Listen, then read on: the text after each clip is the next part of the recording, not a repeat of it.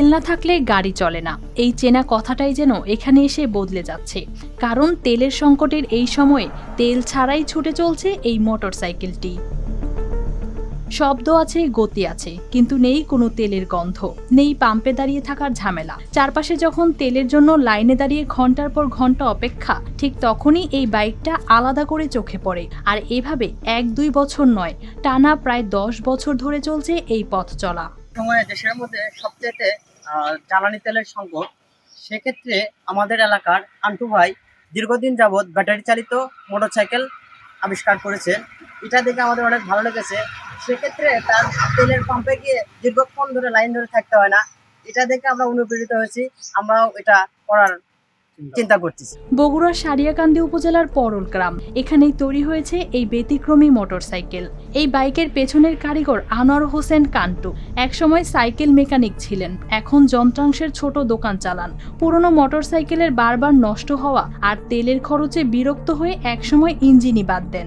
তারপর বসান 4টি 12 ভোল্টের ব্যাটারি আর অটোরিকশার মোটর। সেখান থেকেই শুরু হয় ভিন্ন এক যাত্রা। এখন আমি সাজানোর জন্য কোনো কাজ করি 16 সাল থেকে, হয়তো মাঝে সাথে ব্যাটারির সমস্যা হলে আমি আমার পুরানো ব্যাটারি ম্যানেজ করে চালাই। যেমন আমার অর্থনৈতিক তেল কিন্তু অনেক হইরান হওয়া লাগে, তারপরে মোবাইল যে প্লাগ এগুলোর থেকে অনেক ঝামেলা লাগে। এই বাইক একবার চার্জেই চলে প্রায় 150 কিলোমিটার।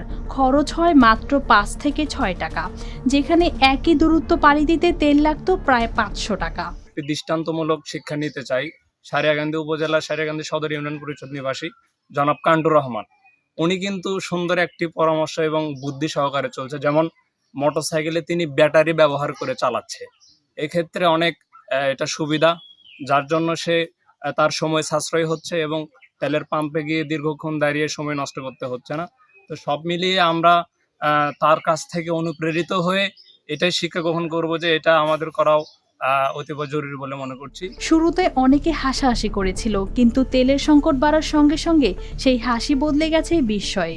এই বাইক এখন শুধু একটি যান নয়, এটা দেখিয়ে দিচ্ছে সংকটের মাঝেও পথ থেমে থাকে না, শুধু বদলে যায়।